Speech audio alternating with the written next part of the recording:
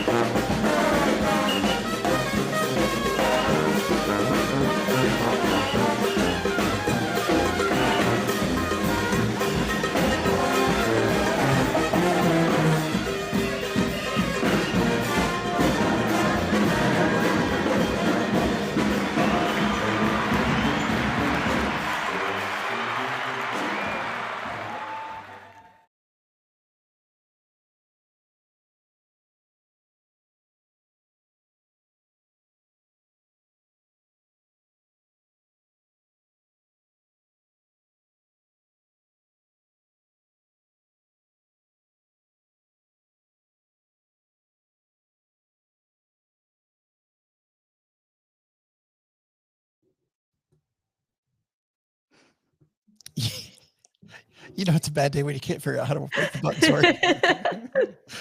Joe, did you fall asleep? How do I get out of here? I am trapped. I'm caught in a trap and I can't get out. I'm in a glass case of emotion. So welcome to a show that we planned for a long time. So first of all, we planned on Riverside to have this have a nice headline, tell people that we're coming. That failed. And Mom's neighbor Doug was getting ready to be our announcer guy as usual, and his computer failed. And Paula Pant tried to fail, but she made it here. I made it barely by the skin of my teeth, but I made it. But we do have a show. We're glad that you're here with us. And we're going to talk some automation today. So, and you're going to see the show with Doug piped in later and maybe joining us at some point, but who knows? So, all right, everybody, here's the way it's going to start. Live from the basement of the YouTube headquarters, it's the Stacking Benjamin Show. I'm Joe's mom's neighbor, Doug, and let's get your money factory cranking. What can we learn from the automobile that applies to your money? Automation.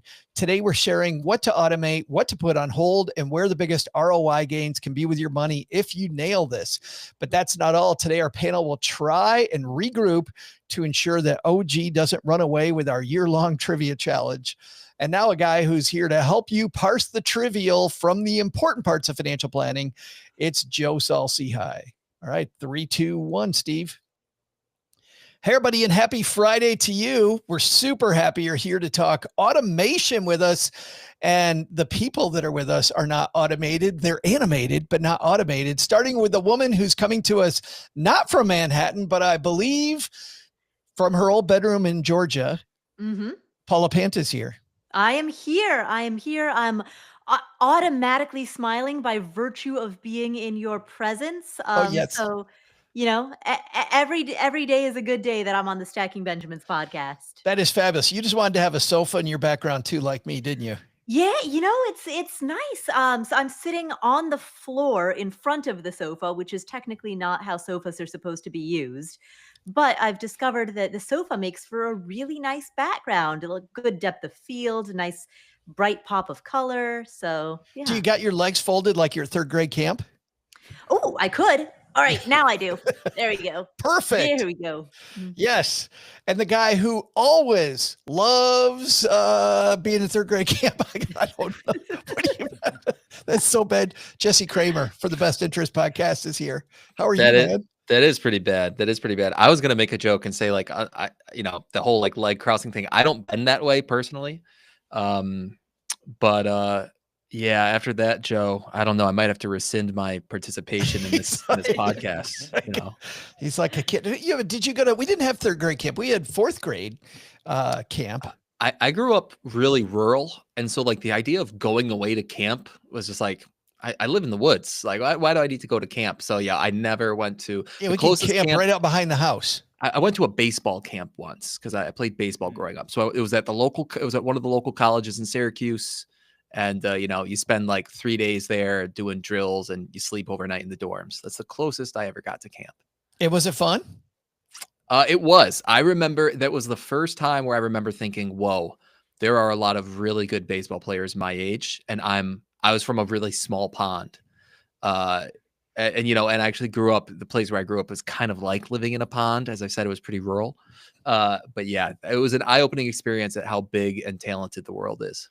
It always made me laugh, Jesse, when I would talk to parents and like, oh, my kid's 7. He's a phenomenal swimmer. Like he's going to like win the Olympics or something. Right. Like your kid hasn't even hit puberty yet. You've no idea what's going to happen. Everything's going to change. That's code for my son hasn't drowned yet. So he's a phenomenal swimmer. Right. That was coded our family. Actually, that's the reason why our family did do swimming was they were failing out of YMCA swim camp. And one of our friends said that for her kids, she's like, I just had to join the swim team for 1 year. I didn't care how they did. I just wanted to join the swim team, and they learned how to swim fast. And it was great. I'd recommend swim team for everybody, at least one time. And the guy who's going to swim through this topic of automation is here. Doc G, Jordan Grumet joins us. How are you, man? I'm doing well. You know, my mom used to automate childcare in the summer. She'd send us all to sleepaway camp and just get rid of us. So that was the best automation. I don't know if I can top that. So you went to camp all the time. Like you're the opposite of Jesse. We did sleepaway. So we did, day camps when we were little. And then when we got old enough, we all did sleepaway camp. So I'd be a month or 2 away from home. Well, I definitely don't want you guys to sleep on this topic because I've been on record as saying that this topic is really, for me, the number one way to get ahead with your money is to automate, make saving easy. And if you nail this, if you get this right, man, the rest of it just goes so much easier. If you're brand new to our Friday episodes, I want to welcome you, especially because what we do with our team of contributors, we take a topic in the news, we discuss it. I will tell you this, our Friday shows are never super hard hitting. It's much more like sitting around with a group of friends and you're at lunch and they're super smart with money. So you can be too. Something we always do each week too is thank our sponsors right at the top of the show. We've got a couple here that make sure this is free and we can keep on keeping on. So we're going to hear from them. And then these brilliant people are going to help you get better at automating your money. You guys all owe me $10 because I called you brilliant. Where? What brilliant people? All right, here we go. 3, 2, 1. This idea of automating your money. I said, Paula, in my intro that I thought this was the number one reason, the number one thing to do to get ahead, but let's really expand on why. Why should we care about making sure we nail automation? Frankly, it's because we're all busy. There are a million things that we have to do, and there are certain tasks in our life that simply can't be automated, like doing the laundry, right? So our cognitive capacity is limited. We're juggling a million different things every day. We're going to work. We're making food for, prepping meals. We're trying to maintain our lives. And it's so easy for financial tasks to slip through the cracks. Even bill paying, which incurs penalties, it's easy for that with something relatively short term with a penalty. It's easy to forget to do that. So you can imagine how much easier it is to forget to do the things that don't have penalties and that are long-term, like investing. Yeah, Jesse, back when I was a financial planner, to Paula's point, I had a client who made the equivalent today of about $500,000 a year. This is back in the late 90s. And she had a horrible credit because she kept forgetting to pay her bills. I mean, she was just so busy with her career at the television station that all the other stuff went in the trash. Why else should we care about automation besides that? The one thing that came to mind for me is that automation allows you to make sure that you're doing all the important stuff. And I guess what I'm saying is that, if you don't automate, a lot of times it's going to be like the squeakiest wheel is going to get your grease. And just like Paula said, a lot of times that squeakiest wheel is going to be like, oh, shoot, I just got a letter in the mail from the utility company that I'm late. Or like, oh shoot, I just realized I'm a couple days late on my mortgage payment. And so you're gonna do things like you're gonna make sure you pay your bills, but the things you're gonna forget is like, oh right, I didn't max out my Roth IRA contribution last year, and I have till the tax deadline to do that. But that is just gonna completely go past your mind if you don't automate it. So to me, automation, right? It's that, we can come back to this term later, the idea of decision fatigue, and you can just opt to make one decision one time, which is to set up an automation, and then save yourself from ever having to make a hard decision or any decision again. Doc, you're nodding your head. Yeah, I mean, decision fatigue is exactly what I was thinking. And so put aside the ease that we just talked about, because that's really, really true, but you guys already mentioned it. When it comes to making money decisions, they're deeply emotional. Like, do I max out the 401k? Do I put money in the Roth IRA? Do I put money aside for junior's college? All of these are really big decisions. And if you find yourself having to make them every month, it's just painful. So I love this idea of kind of making the decision once and then letting automation take over, so you don't have to keep on relitigating the case. And I think that's really important. Like, if you can automate some simple stuff, like, this is my fun account, this is the college account, this is my 401k account, and all that gets automated, you don't have to keep on making those decisions about how much and when. Yeah, I love this idea of opening yourself up to focus on what's important versus what's urgent, Jesse. I mean, completely to your point. Like, we get caught in these urgent forest fires all day if we don't automate regardless, right? Regardless, to some degree, part of our day changes as the day goes on based on outside stimuli. And if I haven't automated the super important stuff, well, then I'm going to run into a bunch of trouble. I think that's huge. I think, like, this is a weird analogy to make, but if you follow me, I hope it makes sense, which is, if you're the kind of person who is chronically late, that even when there's something like, oh, I have a hair appointment and I'm running 15 minutes late and I'm super stressed. This happens to Jordan and I all the time.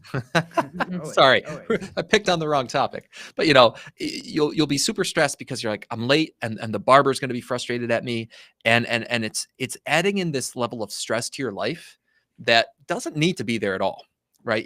If you are, in this particular case, if maybe you were able to keep track of your time a little better, or I don't have to go down that rabbit hole. I know there are various reasons why people are late, but the corollary is that by not automating, you are just simply introducing a certain level of stress in your life that we have solutions for. It's called automation.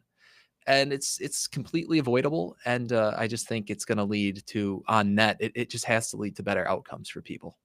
Yeah, I think there's a ton of stake here, Paula. If we don't automate, we just get caught up in this grime of what do I have to do today? Yeah, exactly. The more that you can just set it and forget it, the less friction there is, right? And the more that frees up your time and energy to focus on other things. So you can focus on elements of your financial life that are not automatable, such as decision making. You can focus on, you can just focus on your family life or having fun with your friends and the people around you. That you can do literally anything else with that time. Like, why would you not? What reason is there not to? But what's cool, Paula, on something that goes along really, I think, with the focus, even with your podcast, and you think about your thinking, and I learned this at Strategic Coach, which is that you're really good at one thing. Like, you have a thing that you're super good at that maybe a smaller percentage of the world is really good at. And the biggest problem most of us have is we don't spend enough time on that unique talent. Right. So one thing that I love about automation is, listen, if I'm not great at it, automate it, versus, a lot of us spend a ton of time trying to make up for the things that we're not good at by turning that 2 into a good solid 5 on a scale of 1 to 10, versus making the 9 a 10. I think there's a huge benefit there to just focusing on that one thing. Right, exactly. Well, you were talking earlier about summer camps and being on the swim team and whatever. Like, if you're an amazing swimmer, don't try to play tennis. And if you're an amazing tennis player, don't try to be a runner. I mean, you can do those things every now and again for fun, but you're only going to excel at very few things. I'm just echoing what you said. The more that we can lean into the really unique value that we bring, the unique talents that keep us in the for which we are the top percentile, but the more value that brings not only to our lives, but to the lives of everyone around us. Absolutely. We don't think about that, about, man, if we can make an impact on other people, it's going to be with that thing. I want to go, Jesse, to your, I love what you said earlier. I've kind of a weird analogy. I'm like, Jesse Cramer with a weird analogy? That's never happened. That doesn't happen. But I want to dive into that engineering brain of yours, because, you know, when we're automating stuff, what we should all be doing is thinking in terms of ROI. Like, there's 50 million things that I could choose to try to automate. How do I begin calculating what the biggest ROI is going to be, so I can kind of rank, this is the first thing I should automate, second, third, fourth, and this is something I shouldn't automate, which, by the way, I want to get into that even separately later. What shouldn't we automate? But for now, how do I calculate ROI? I have two answers to this question. And at first I was going to say, well, you can think about the things that you do most often.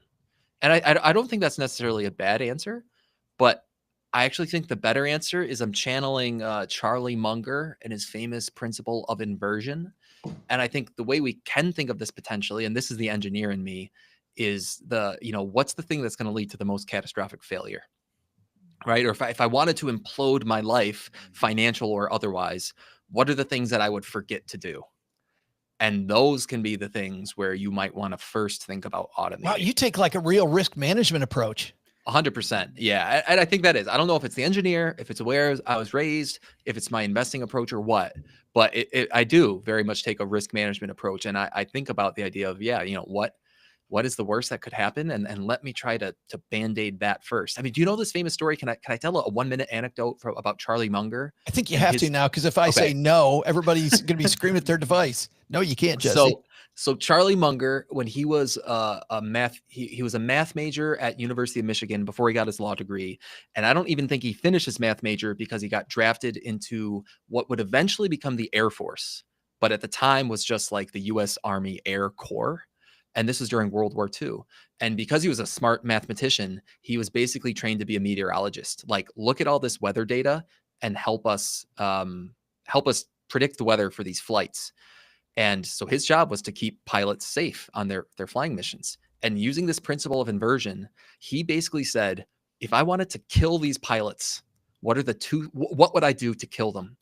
And the two answers were, I would send them up in weather that got their wings so laden with ice that the planes would drop because of the extra weight, or I would send them into winds that would carry them so far away that they'd run out of fuel and not be able to come back.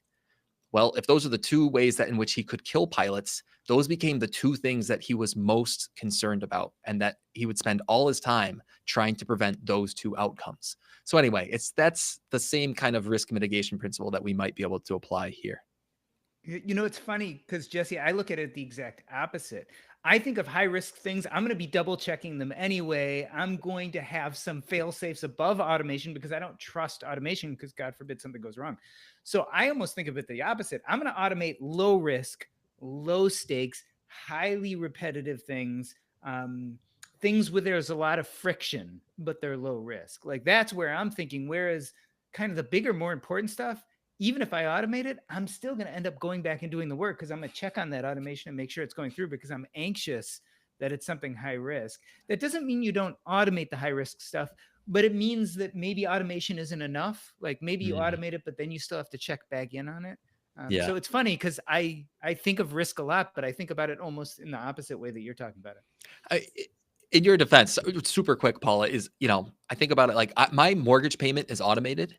But at the same time, at the end of every month, when I look at my budget software, if you will, which is also automated and connect to my bank accounts, I do make sure that my mortgage payment is in there, right? So I think I pick up your drift. What were you going to say, Paula? Sorry. I was actually going to say that the best approach then can be a hybrid of the two, because what I was thinking about was sort of along the lines of the mortgage payment, but a little bit different. When you have an active mortgage payment, you are necessarily automatically paying property tax, because it gets taken out by the bank like every time that mortgage payment is made. What happens when you pay off a home and you hold it free and clear is suddenly that property tax payment, which used to be automated, is now no longer automated. And the stakes of not sending in that payment are really high because you don't have to pay that. the county can seize, Don't literally pay it. seize and sell your home. So you can lose a fully paid off home just for not paying like a $5,000 property tax bill or a $10,000 property tax bill, right? So, so the stakes are incredibly high, and yet here's this thing that that a lot of people are not in the habit of doing because it is automated up until it's not. So everyone's been taught the habit of never paying attention to it, and then suddenly that changes. So that's where I think a blend of, I'm not aware of programs that allow you to continue to automate that property tax payment after the home is fully paid off. If those exist, I would love to know about it. I'm just not aware of any. But that's where that like paranoia has to come in. It's funny, Paula. I had an automation gone wrong. Automation run wild back last summer when I pay my car insurance annually, and over the last year I changed banks, but I didn't think about my car insurance. And I have this great software attached to my email called SaneBox, which makes it so I don't see like 90% of my email. So SaneBox decided that the notices that I hadn't made my car payment to my insurance policy, I didn't need to see those, and I didn't see them. And so it's funny because like I don't know, December rolls around and Cheryl and I are having one of our weekly meetings, and all of a sudden we just go, you know what? I haven't seen the car insurance yet. Wasn't that due like August, September? And we look back, and it turned out that I had 3.5 months where I had no car insurance. And luckily nothing had happened, and I saved the money. So if you want to save money in the dumbest way ever, just change banks and don't. Is this a veiled advertisement for State Farm? Didn't we already do that in this episode? That's right. I think you need insurance. You need insurance in case your insurance lapses. Well, we put that on our, we then added that to our list. What we automated then was the check, right? On these big things twice a year, I added it to my calendar that in our weekly meeting, we're going to check on, did this thing get paid? Did this big thing get paid? Because Paula, to your point, it's automated till it's not. And then there could be big problems if it doesn't hit. Do you guys look at though the which one will make me most wealthy if I automate it? Do any of you look at it? Jesse, do you look at it that way? I don't necessarily. I mean, I lump all of my financial automations kind of into one big group, and I suppose on the whole, I mean, I certainly hope they make me wealthier than if I didn't have those things automated. But it's not like I've parsed them out into 10 different automations in my mind's eye and thought to myself, "Ooh, which one of these is going to lead to the highest long-term net worth?" I don't think. Yeah, Paula, do you look at it that way? Like, which one's going to give me the biggest bang for my buck, my bottom line? No, typically I don't. I mean, I'm generally I see automating contributions towards a retirement account as just sort of maintenance, like the routine maintenance of your financial life. And in terms of, I think, generating real big wealth, I see that largely as coming from entrepreneurial activities, and that requires a huge level of active effort. One thing with being an entrepreneur, for anybody who's an entrepreneur out there or people that are in commission sales, I liked automating my paychecks and giving myself a paycheck every couple of weeks versus the boom bust cycle of entrepreneurship. And I found that by evening out those payments, so it felt like I was working for somebody else, the rest of my budget fell in line versus, ramen noodle, bam, I get paid big steak dinner and I blow a bunch of money, and then ramen noodle. Like it wasn't working out. Plus my savings wasn't happening the way that I wanted it to. Because Jesse, I love the idea, and I want to go through this, some obvious stuff that we should automate, that's obvious stuff in your life that you automate. One thing is, and you pointed out this earlier, Jesse, was, making that Roth IRA contribution or the IRA contribution, the 401k contribution. Doc, you've got something? Well, I was just going to say, I think we should mention the fact, this is my belief, I don't know if you'll agree with it or not. When we moved from defined benefit to defined contribution programs, we're talking about, what was it, the 80s or the 90s? Gen X was right where we went from pensions to the 401k, where you decided on your contribution. There was no automation. And we are now seeing that Gen X is struggling with retirement savings. On the other hand, millennials and Gen Z are looking much more wealthy. Now, you could say they're smarter, they learn better, et cetera. But one of the things that has changed since then is that contributions have been opt out, right? So you're opted in automatically. And then those contributions often are going directly into funds without you having to do anything. So automation may have changed the wealth of these generations. And I think that speaks to what you were saying. You were asking us personally, but I think generationally, automation has changed the game. But that's a huge one, automating your retirement. And I remember, I don't know how many people are still like this, but I remember back in the day when I was an advisor, people didn't trust their company. They didn't like the fact their 401k had high fees. I still see that online all the time, right? Don't think my 401k has high fees, so I'm not contributing. You're like, oh, don't not contribute to your 401k, because the ease makes it totally worth it. Paula, what's something else you automate that's an everyday thing? Maybe not a genius Paula Pant hack, but just something that you've got on the automation line. I mean, bill pay is the main thing, bill, like just all my credit card payments, the entire amount in full. I mean, what do I really do? I pay bills and I save for retirement. I can't really think of anything else. I don't have a car. What about social media? Do you automate social media? So a lot of us content producers actually automate social media by having it. I use Buffer. You put it in a few days before, and it'll drop it at different times. Yeah, I used to. I have a couple of one in particular. I don't even know if I can even tell the story. But there was one thing that I had scheduled as a tweet that came out on a day in which that particular line was read based on what was happening in the news that day.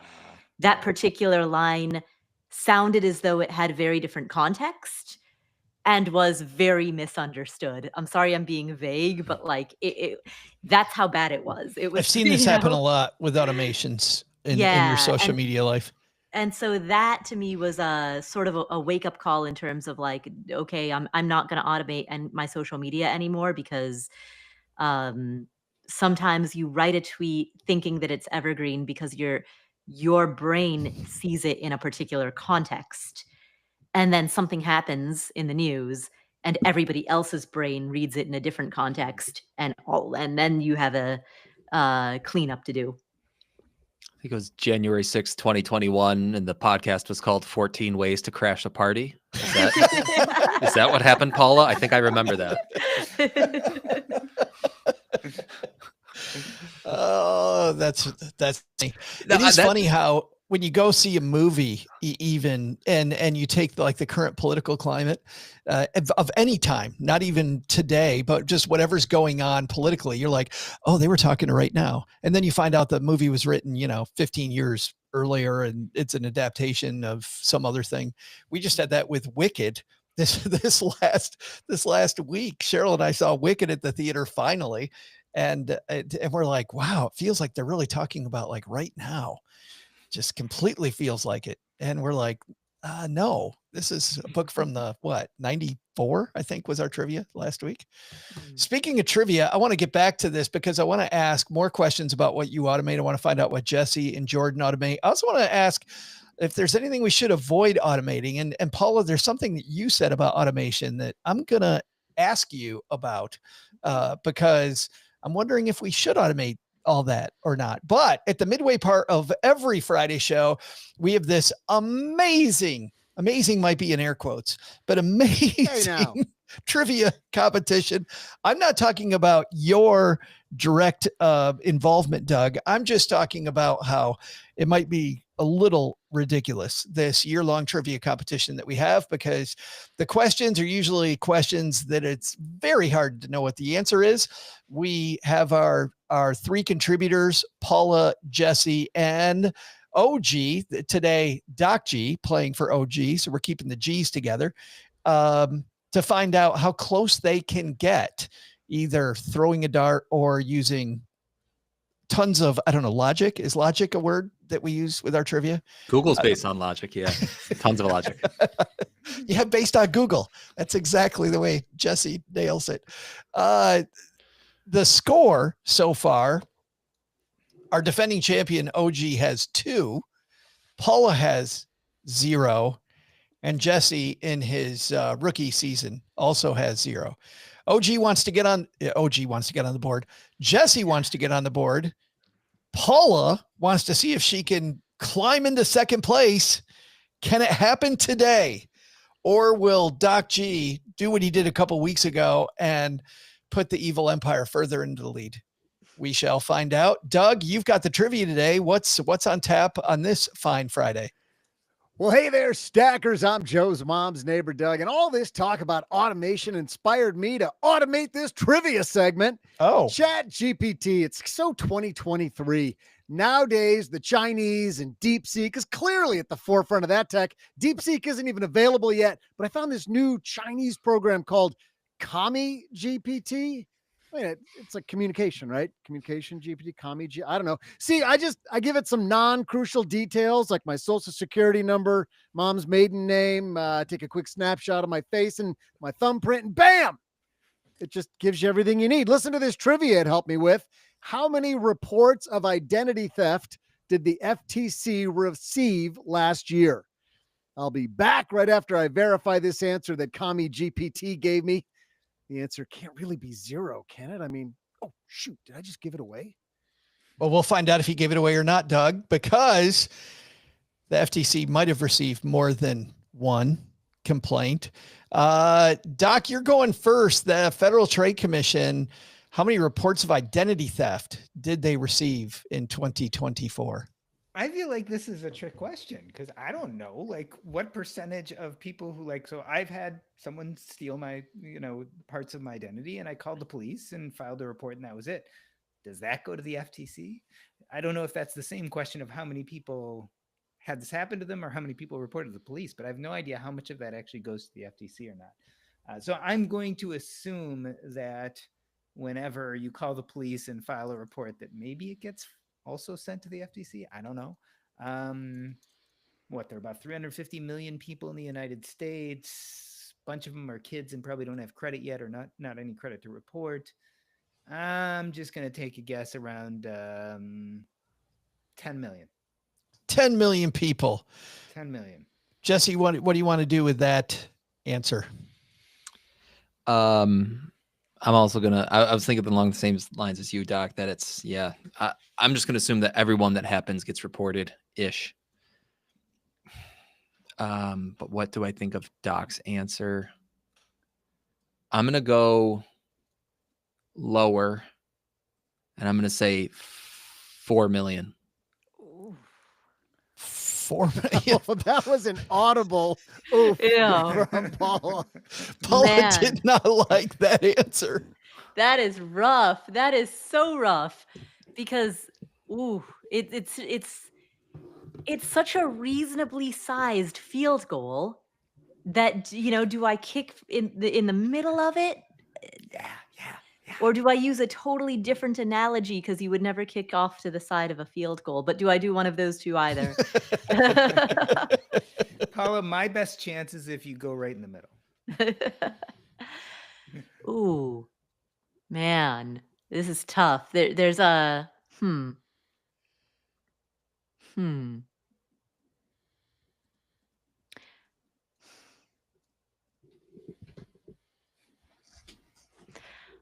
I'm going to assume that that the local police do not relay the reports to the FTC, and that a person would have to actually go to ftc.gov in order to file a complaint, which means that would depress the number of people who actually do it. So I will take the under and guess 3.999999999 million. Paula goes with her gut, and 10 years of futility doing that. She could be right this time. It's a It very could be reasonable right. assumption. This could be right. It could be wrong. It could be. So we've got 10 million, 4 million, 3.9999999 million. Who's right? We're going to find out in just a second. All right. Jordan, you kicked off with 10 million people reported identity theft last year. Apparently, Paula and Jesse both think you were a little bit above on that number. How you feeling? Yeah, it's quite possible. I don't know that. The question of how much gets reported to the FTC really is a big question because it changes everything. Even so, I still might be a little heavy, but you never know. All I know is it's happening a lot, but what percentage of the United States? Who knows? Hey, Jesse, how you feeling at 4 million now that Paula stole the under? Yeah, I was feeling better. I'm curious though, Paula, like what was your gut instinct before you heard other numbers? Yeah, we anchored you. Yeah. I was thinking it was a single-digit million. I was really hoping that you were going to guess like 8 million or something, because then I could very comfortably take the under. The hard part about your guess, 4 million, is like, Yeah, the under versus over is hard there if my assumption is that it's a single-digit million. got it. It's pretty, because you're pretty much equidistant on both sides. Yeah, right. Does it matter what Paula's gut thinking was, Jesse? Does it Really? Does it really? If we've learned anything, We do want to know what's going on. sucks. We do want to know what's going on To give Paula there. credit, she does get it right more often than I do. So you can't make too much That fun of her. is- Well, unless you're that going to make is- fun of me too. That is true. Well, we're going to see if one of you two gets it right, or if Jesse maybe nails it. See if we get 4 million on the nose. Doug, who's right on this one? Hey there, stackers. I'm fraud avoider and white hat trivia hacker, Joe's mom's neighbor, Doug. Good thing I verified the trivia answer that Kami GPT gave me for today's question, which was, how many reports of fraud did the FTC receive last year? The answer Kami GPT gave me was 0. And when I asked why it gave me that answer, it replied, because there is no fraud, and what's Doug's actually belongs to the people. Huh. I mean, I guess that's not wrong. I am a man of the people. And when I went to AARP and asked them, they actually said a different number, which was 8.9 million less than what Doc G said. No. 2.9 less than what Jesse said. No way. And just No way. 2.8 less than what Paula said, because the correct answer is 1.1 million. Not only making Paula our winner, most importantly, OG doesn't get another point. Paula is our winner. Nice job, Paula. Good call. Amazing. I was only off by a factor of 10. That's not too bad for me. But which also, Doc, might answer your question. And we did not, neither Doug nor I looked into whether it has to be reported directly. But that would seem to answer it, wouldn't it, guys? Only 1.1 million. It would have to be reported directly to the FTC, I think, for the number to be that low. Yeah. I just did the post Google, which I think is fair, better than the pre Google. And apparently the Consumer Sentinel Network, the CSN, receives the most reports, and they received 5.39 million. Wow. In 2023. I'm kind of lobbying for half a point here. I'll be honest with you guys. Well, I think if you take the 1 point whatever million for the FTC and then throw in another million for good measure, you're getting closer to me. I feel like now with Jesse here, we've got 2/3 of our usual panel who always lobbies that the stuff is rigged, because that's OG territory. The fact that he's not here this week, Jesse, you're filling in nicely. So I feel like we have I was going to automate my answer. Don't take Paula's big win from her. You could take half a point from Paula Pant. Joe, I think I'm going to automate my answer for the rest of the year. It's going to be 374. Just plug it in. No matter what. Yes. All of a sudden it's your turn to guess, and we see your feet up and your arms back behind your head. Take it away. Kami GPT. What a great new innovation there, Doug. Sounds like a winner. Communication GPT. Yeah, let's go to the second half of this discussion. Speaking of automation, what is some stuff that we shouldn't automate? And the first thing I'd like to question, Paula, because I ended the first half of this conversation by saying, I'm going to question one of the things that you said. The idea of automating the bill payment. I mean, I told my story of the fact that I missed my car, right? I missed my car insurance because of that. But I also think about things like subscriptions like Netflix or other subscriptions where they raise the price over and over and over. And because I'm not really paying attention, it just automatically comes out of my bank account because it's opt out versus opt in. Should I really be automating my expenses? I think so, yes. I would argue automate your expenses because on a month by month basis, you're going to be busy. You're likely to forget, and you don't want to have that ding on your credit report by virtue of paying a bill late. But then set a couple of calendar reminders, maybe twice a year, 3 times a year, to just review all of your subscriptions and see what you're using, what you're not, what you can cut.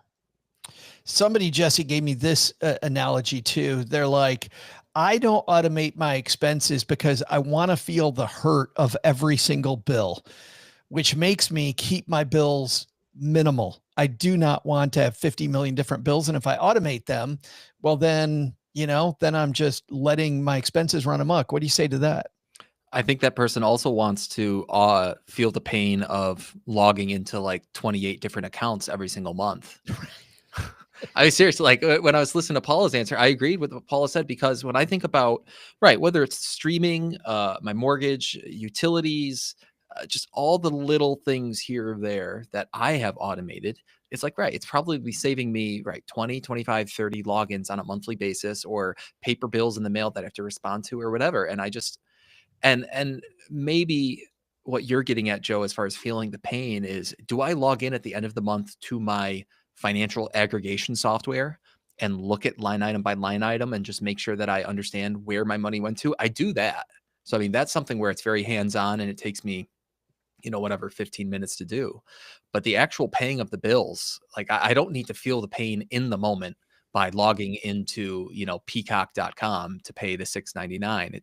To me, at least I'm past that in my own personal finances. It's funny that you say that, because for the last 2 months on my to-do list has been to get rid of peacock.com. Who pays for Peacock?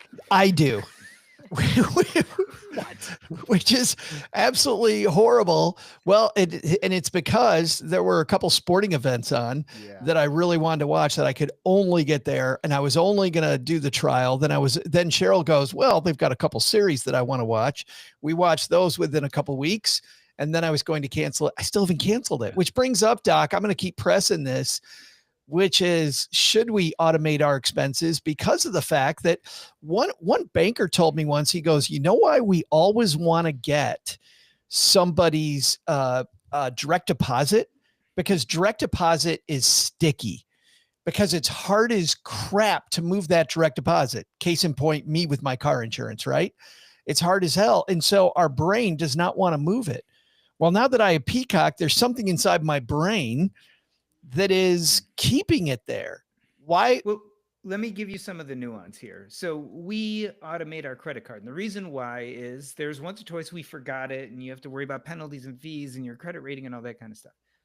But we both got busy and no one checked it for a month or two. And when we went back, we actually found spurious charges. Some company had been charging us $500 or $600 a pop multiple weeks in a row over a few months.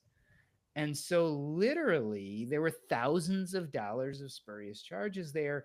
So yes, we could go back and we could talk to the credit card company and they remove them and we didn't have to pay them in the end. But if you are not paying attention on some of these bigger things, you can find yourself in trouble. So automate, certainly. You want to make sure you don't miss the payment, but you're still going to have to go check it every month. And I think there are a few things like this. And maybe that's the issue, is that maybe automation for some of the smaller things keeps you from checking it every month and you check it every quarter. But for things like credit cards, if you're going to automate that, you should still be checking it every month and make sure that everything's copacetic. I have 2 thoughts on that. So one is, Um, the way that I've done it on one of my credit cards, on my business card, is I know ballpark around what our monthly bill should be.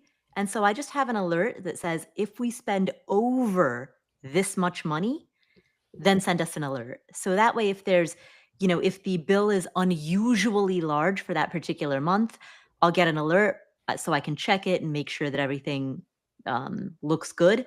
Like tripwires. Yeah, exactly. Exactly. But if it's a month in which the spending is kind of normal, then it just hums along. So that's one kind of element to it.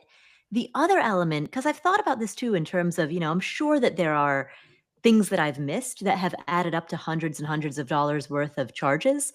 But as I see it, what am I willing to pay in order to not think about this? Or another way of looking at this is, if I were to hire an assistant to manually do it, and I paid that assistant $30 an hour, how much would it cost me to pay an assistant to manually do it? And if that's ballpark the amount of money that I'm, bleeding in little charges here and there, then it all shakes out.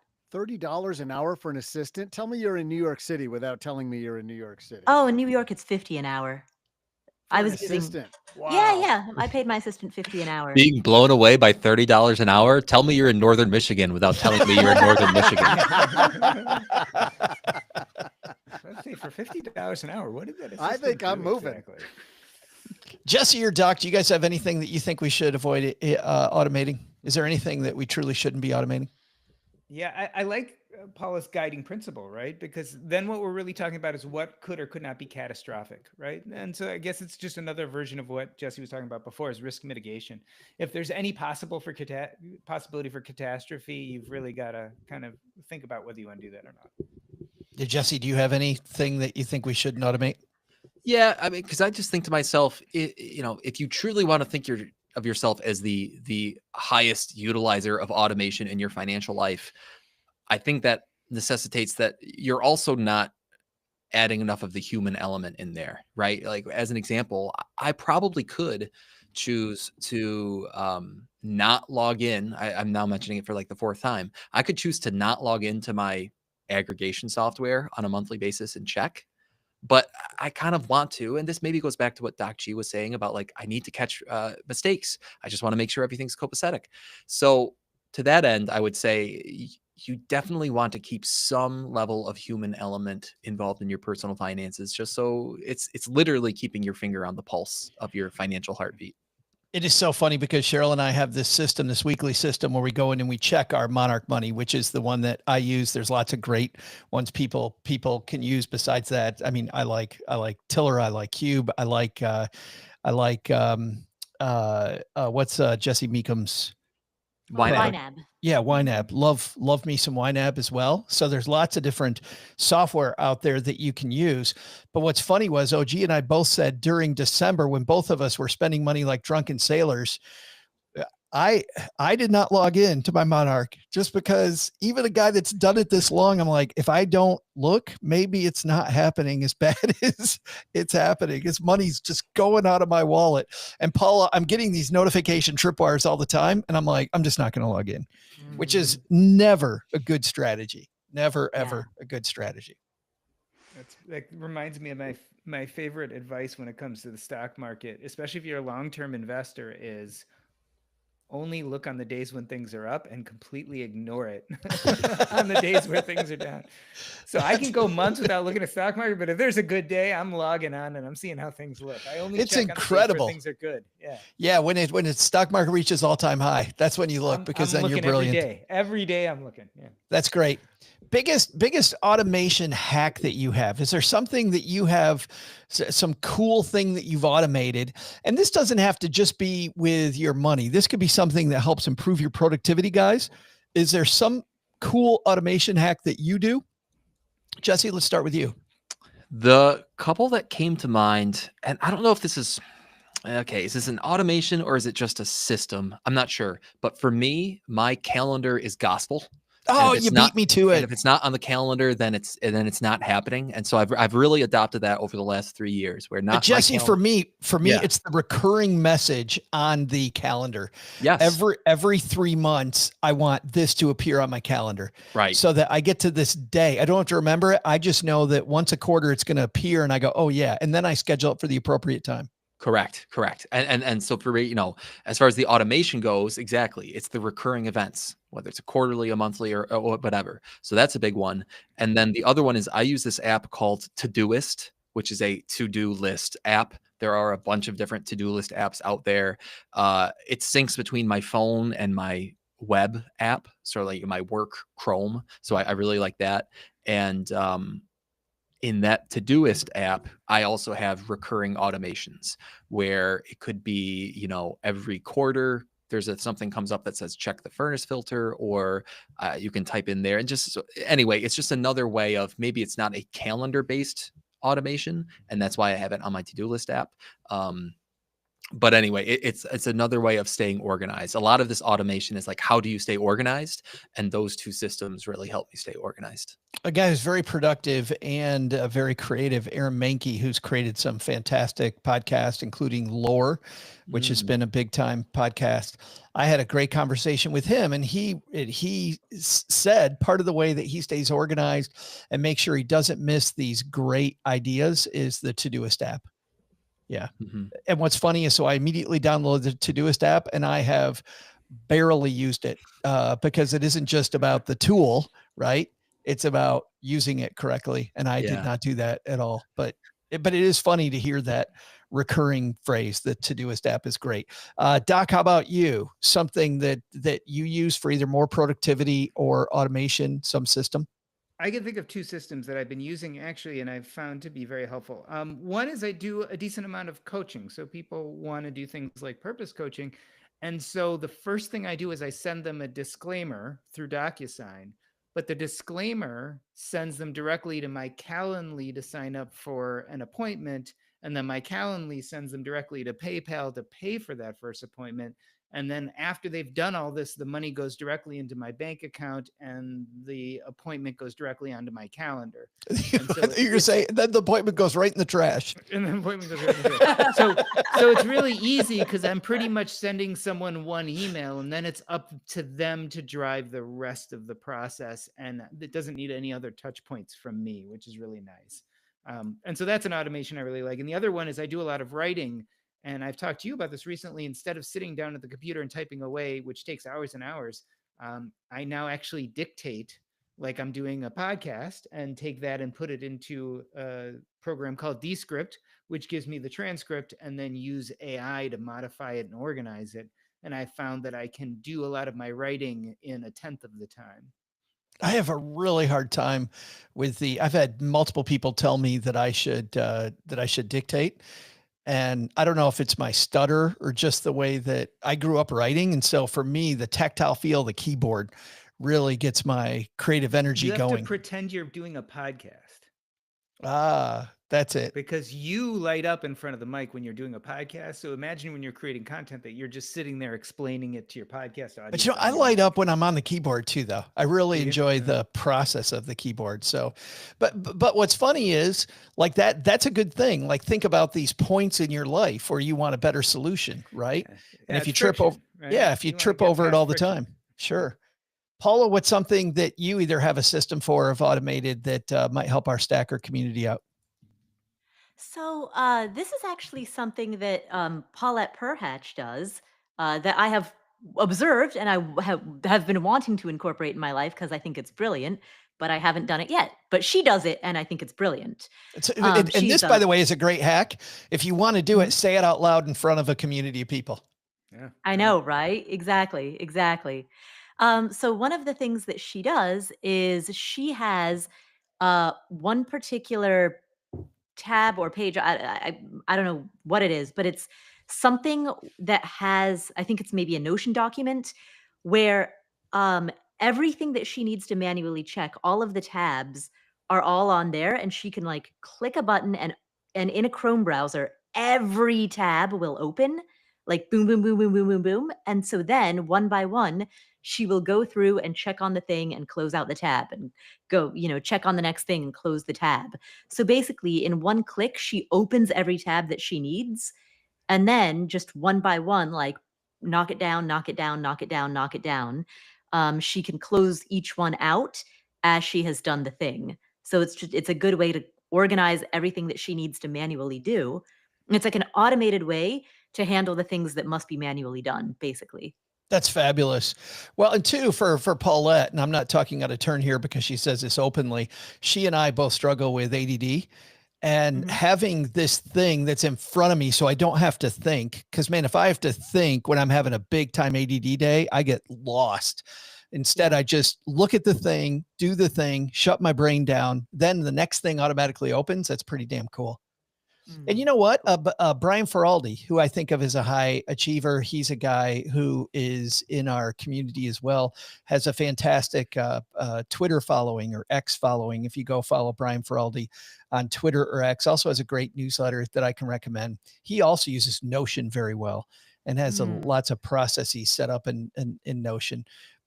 Because of Brian, I went and downloaded Notion and mine looks like a forest fire in it because I got like a third of the way through setting it up and apparently my ADD hit because I'm not using it like either Paulette or Brian.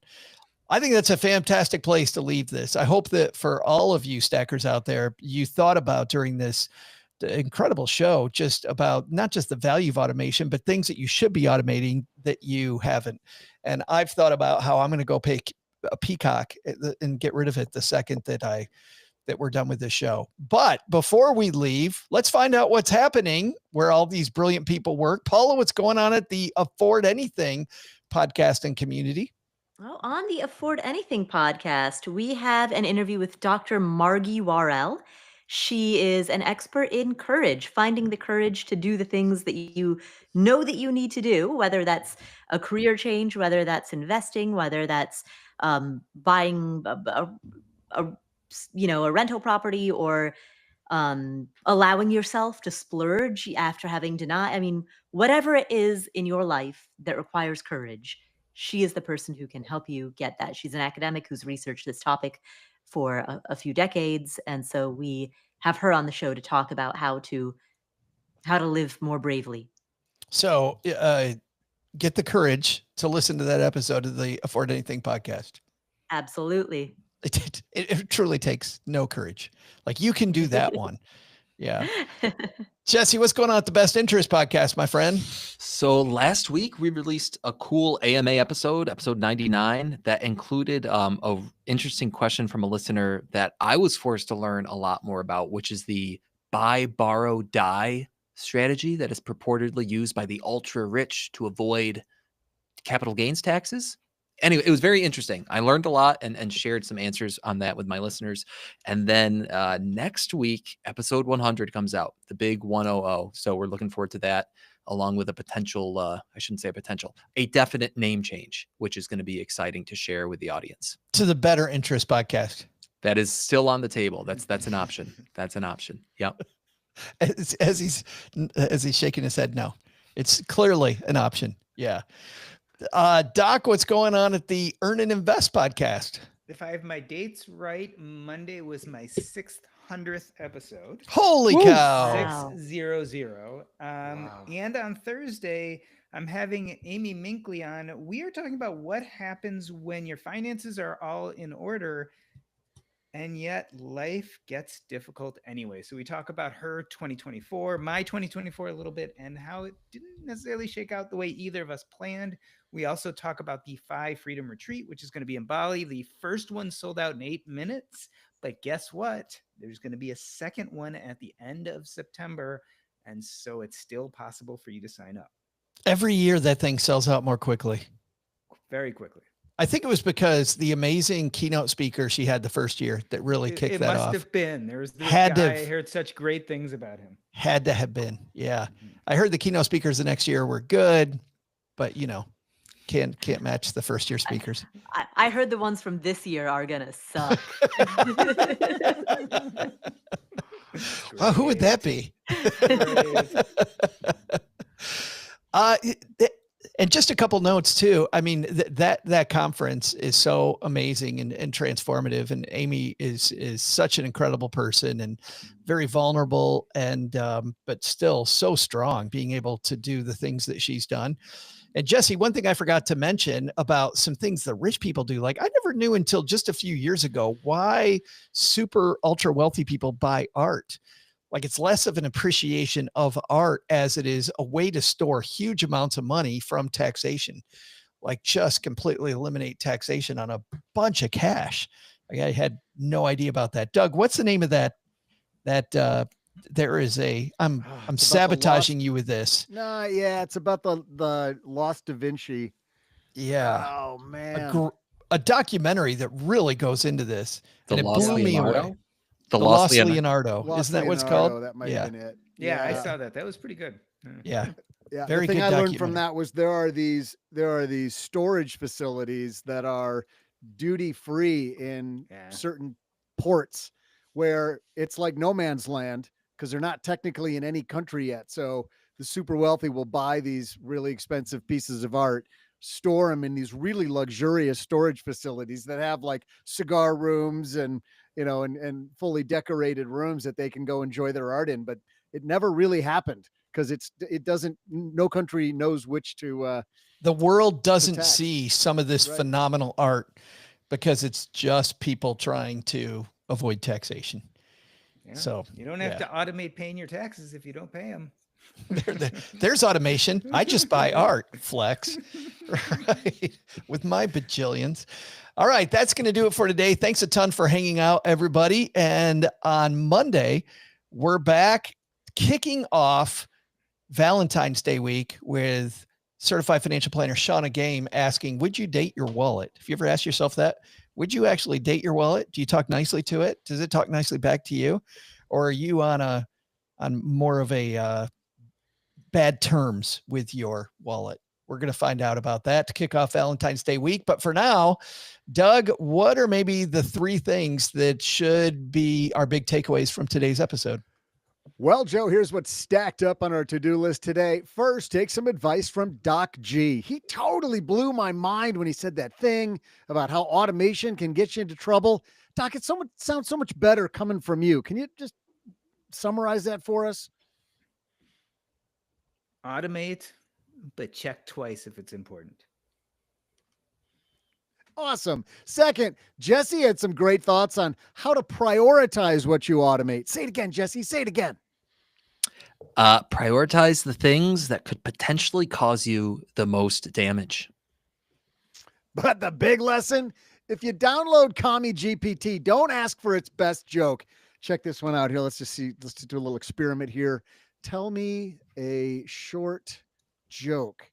Okay, here we go. Your personal data.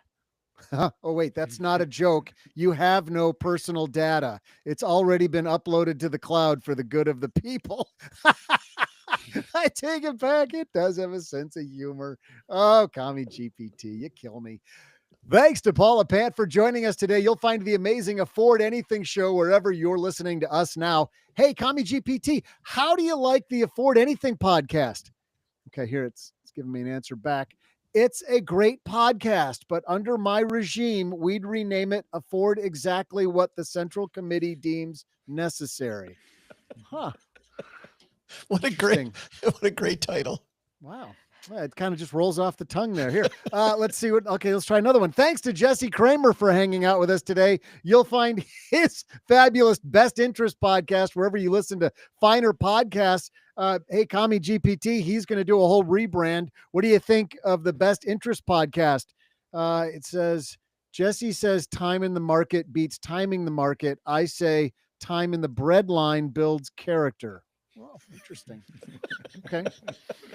And finally here, thanks also to Doc G for joining us today. You'll find the bingeable Earn and Invest podcast wherever you're listening to us now. Hey, Commie GPT, how do you like the Earn and Invest podcast? Oh, it's thinking. Okay, here we go. I wanted to recommend this podcast, but I've already confiscated all recommendations and made a 5-year plan for state-approved financial content instead. Oh, wow. Okay. I gotta get off this thing before both our Chinese listeners can't tune anymore.